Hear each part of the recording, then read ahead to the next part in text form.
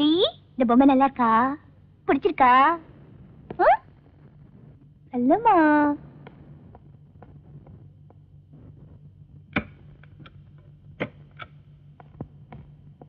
நில்லுங்க. நானும் ஒரு வாரமா கவனிச்சுக்கிட்டு தான் வரேன். தினம் இந்த நேரத்துல வெளியில போறது, நடுராத்திரில 12-1 மணிக்கு தட்டு தடுமாறிட்டு வர்றது. இது உனக்கு தேவையில்லாத கேள்வி. அப்படியா? Okay fine. இது உங்க பெட்ரூம், அது உங்க குழந்தை, நீங்க குழந்தைக்கு அப்ப. அவ பக்கத்துல படுத்து பாத்துக்குங்க. நான் வரேன். ஏய், இத்தனை நாளா நீங்க தானே படுத்திருந்த? இன்னைக்கு படுக்க போறது இல்ல. ஏன்? உன் ஃப்ரெண்டு வாரத்துக்கு ஒரு நாள் லீவ் எடுக்க சொல்லிட்டாளா? என் ஃப்ரெண்டு வாழ்க்கை பூரா குழந்தையோட இருக்க சொன்னா. அப்ப யோகியனா இருந்தா. இப்ப நான் என்ன தப்பு பண்ணேன்? இப்ப எங்க போறீங்க? சும்மா தொணத்தொணன்னு பேசிக்கிட்டு இருக்காத.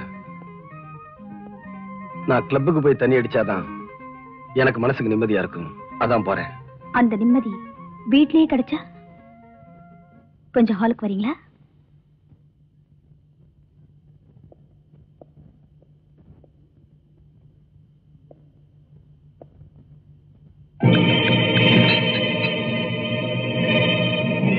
என்ன முழிக்கிறீங்க?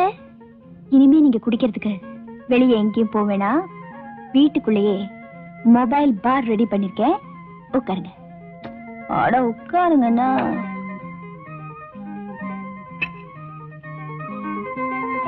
விதவிதமா வச்சிருக்கேன். என்ன வேணும்?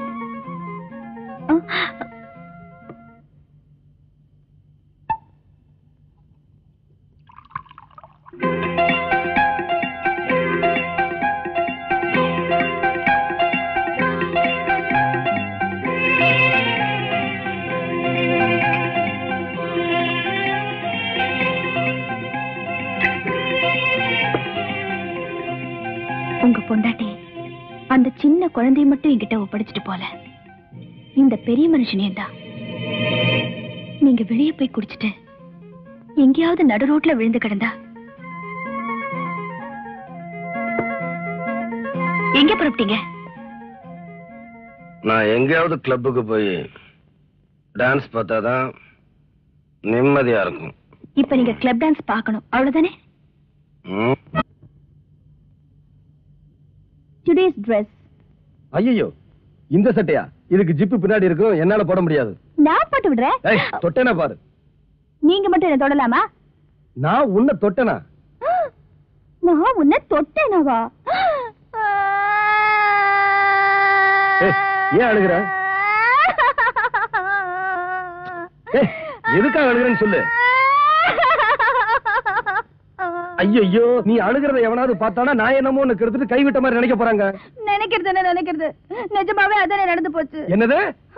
நேத்து ராத்திரி நீங்க என்ன தொட்டு என்ன கட்டி பிடிச்சு என்னென்னமோ கலாட்டெல்லாம் பண்ணிட்டு இப்ப ஒண்ணுமே நடக்கலன்னு சொன்னா என் கற்பு என்ன ஆகுறது, என் கண்ணு தன்மை என்ன ஆகுறது, என் வாழ்க்கை என்ன ஆகுறது? வாய்ப்பாட படிக்கிற ஏதாவது ஏடகடமா பேசுற கழுத்துல வச்சு கொண்டு முடியும். கொண்டு மூஞ்சியிலும் முகரலையும் பாரு வந்துட்டாரு. புழுகிறேனா?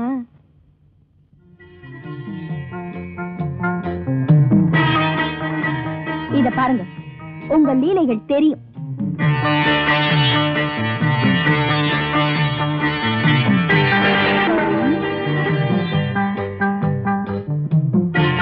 இப்ப என்ன சொல்றீங்க?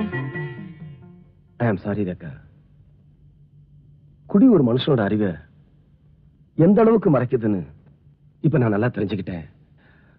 போதையில என் கண்ணுக்கு நீ சீத்தா மாதிரி தெரிஞ்ச அந்த மயக்கத்துல வேணும்னா நான் தப்பு பண்ணிருக்கலாம். ஆனா சத்தியமா சொல்றேன், என் நினைவறிஞ்சு நான் எந்த தப்பும் பண்ணல. பிளீஸ் என்ன மன்னிச்சிடுறேன். ஐயோ விஜய், என்ன இது இப்படி சீரியஸா எடுத்துக்கிட்டீங்க?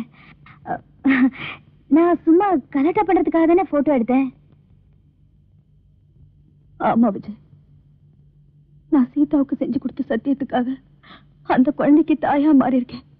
ஆனா உங்க மனைவியா ஆகணும்னு நான் கனவுல கூட ஆசைப்பட்டது கிடையாது.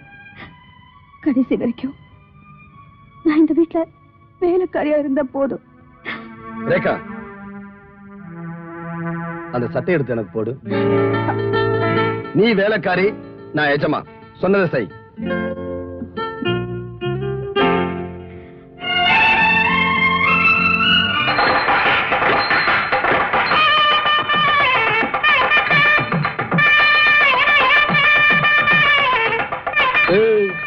பின்னாடி எங்க போற? முன்னாடி வந்து போடு.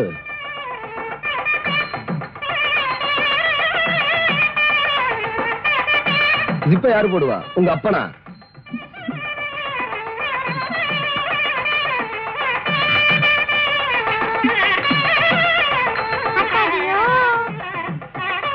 இந்த வேலைக்காரிக்கு சம்பளம் கிடையாது. ஏன்னா இனிமே நீ இந்த குடும்பத்துல ஒருத்தி. Very good. ஏன்பா என்ன மாதிரியே முழிக்கிறீங்க? வாங்க. மச்சா சார். ஓ மச்சா சார்.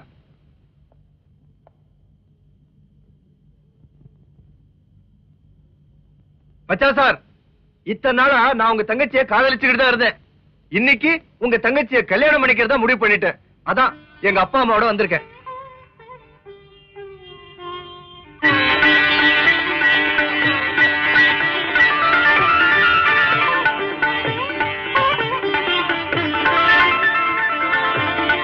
தம்பி, என் தங்கச்சிய கல்யாணம் பண்ணிக்க போறியா? அதுக்கு நான் ரொம்ப கொடுத்து வச்சிருக்கணும் சார். சார், இத்தனை நாள் அவளுக்காக நீங்க பேசிட்டு இருந்தீங்க.